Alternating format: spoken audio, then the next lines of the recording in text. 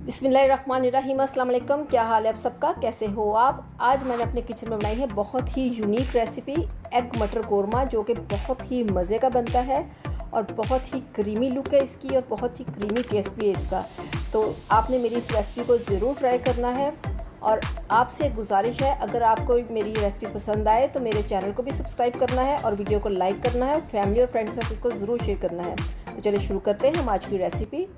तो सबसे पहले मैं लूँगी 1 पाव दही और इसमें मैं ऐड करूँगी ब्राउन प्याज।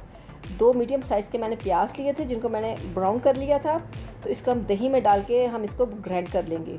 तो यहाँ पे मैंने फ्राई पैन के अंदर 1-2 टेबलस्पून मैंने कुकिंग ऑयल डाला है और थोड़ी सी लाल मिर्च का पाउडर, हल्दी, नमक और जो मेरे पास बॉइल्ड एग थे 5 से 6, उनको मैं अच्छे से यहाँ पे फ्राई करूँगी तकरीबन 1.5 से 2 मिनट के लिए।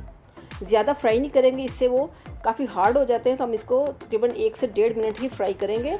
तो यहाँ ये बहुत अच्छे से फ्राई हो चुके हैं। तो चलिए शुरू करते हैं हम आज की रेसिपी। बिस्मिल्लाहिर्रहमानिर्रहीम। चूल्हे पे मैंने कढ़ाई को रख दिया है। इसमें शामिल करूँगी मैं तकरीबन हाफ़ कप कुकिंग ऑयल और इसके गर्म होते ही इसमें शामिल कर दूँगी दही और प्याज, जिसको मैंने ग्राइंड कर लिया था, ब्राउन प्याज और 1 पाव दही।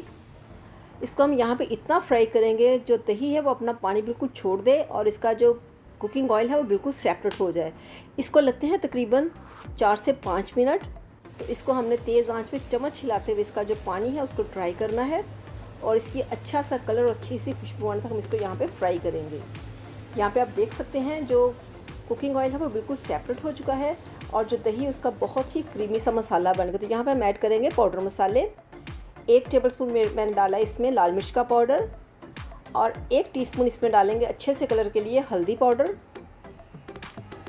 और यहाँ पे हम इसमें शामिल करेंगे हाफ़ टेबलस्पून नमक और साथ ही इसमें करेंगे शामिल खड़े मसाले, ज़ीरा और साबुत काली मिर्च। और इसको हम अच्छे से यहाँ पे फ्राई करेंगे तकरीबन 2 से 3 मिनट के लिए। तो मसाले को हम जितने अच्छे से फ्राई करेंगे हमारा जो एग मटर कोरमा है वो उतना ही मज़े का बनेगा। तो चूँकि पानी इसमें हमने नहीं डाला था, हमने इसमें डाले थे पाउडर मसाले, तो इसके जल ना जाए इसमें शामिल करूँगी अब मैं टमाटर का पेस्ट। 1 बड़े साइज़ का टमाटर था मेरे पास, जिसका मैंने अच्छा सा पेस्ट बना लिया। इसका मैंने छिलका पहले उतार लिया था, उसके बाद मैंने इसका पेस्ट बनाया है। तो यहाँ पे हम इसको अच्छे से फ्राई करेंगे। आप देख सकते हैं हमारा जो मसाला है वो किस कदर खूबसूरत और इसकी खुशबू तो अब मैं आपको बता नहीं सकती कि बहुत ही शानदार इसकी खुशबू आ रही है और इसका टेस्ट भी साफ ज़ाहिर बहुत अच्छा बनेगा। यहाँ देखिए अब कलर कितना प्यारा, कितना क्रीमी सा हमारा मसाला बनके तैयार है। बहुत ही सॉफ्ट और बहुत ही क्रीमी हमारा मसाला तैयार हुआ है। तो यहाँ पे मैं इसमें शामिल करूँगी तकरीबन 1 टेबलस्पून खुश्क धनिया पाउडर और इसको भी हम यहाँ पे तकरीबन 1 से 1.5 मिनट के लिए हम फ्राई करेंगे। ये हम देख सकते हैं लुक इसकी कि कितना अच्छे से ये मसाले की भुनाई हो चुकी है। तो आपने मेरी इस रेसिपी को इसी तरीके से फॉलो करना है, तो आप देखिएगा कि आपका एग मटर कोरमा कितना शानदार बनता है। तो ऑयल बिल्कुल सेपरेट हो चुका है। तो यहाँ पे इसमें हम शामिल करेंगे मटर। 3 पाव मटर है मेरे पास, इनको अच्छे से मैंने धो लिया था, खुश्क कर लिया था। अब इसमें हम इसको शामिल करेंगे पूरे मसाले के अंदर और इसको हमने ज़्यादा फ्राई नहीं करना, क्योंकि ज़्यादा फ्राई करने से ये हार्ड हो जाते हैं। तो इसको तकरीबन 30 से 40 सेकंड के लिए इसको सिर्फ फ्राई करना है। इसको अच्छे से जितनी मिक्स होगा इतनी देर ये सिर्फ फ्राई होगा। तो देख सकते हैं हमने मसाले में अच्छे तरीके से अपने मटरों को मिक्स कर लिया है पूरे मसाले के अंदर। तो इसमें शामिल कर दूंगी मैं तकरीबन 1 गिलास पानी भर के, 1 गिलास पानी मैंने इसमें ऐड कर दिया है। यहाँ पे हम इसको मिक्स करेंगे बहुत ही अच्छे से, हमें यहाँ पे इसको मिक्स करना है और यहाँ पे हम इसको कवर कर देंगे तकरीबन 5 मिनट के लिए। कवर करेंगे इससे 5 मिनट के लिए और इसको तेज़ आंच पे हम पकाएंगे 5 मिनट। तो 5 मिनट गुजर जाने के बाद चेक करते हैं। बिस्मिल्लाहिर्रहमानिर्रहीम। यहाँ पे आप देख सकते हैं जो पानी है वो अच्छे से बॉयल हो रहा है और इसमें मटर जो है वो अच्छे से गल जाएंगे। और पानी इतना डालना है ताकि हमारे मटर जो है वो भी इसमें अच्छे से गल जाएँ और ग्रेवी हमारी बच जाए। तो यहाँ पे ऐड कर दूँगी मैं 2 सब्ज़ मिर्चें जो मैंने लंबाई में काट ली हैं। मिक्स करेंगे इसको। तो यहाँ पे हम इसको कवर कर देंगे तकरीबन 3 से 4 मिनट के लिए, मज़ीद इसको कवर करेंगे। क्योंकि मटर थोड़ा सा टाइम लेते हैं। तो यहाँ पे चेक करते हैं, बिस्मिल्लाहिर्रहमानिर्रहीम। यहाँ पे देख सकते हैं, जो यहाँ पे ऐड कर दूँगी इसमें मैं एग जो कि फ्राई कर लिए थे हमने। मिक्स करेंगे।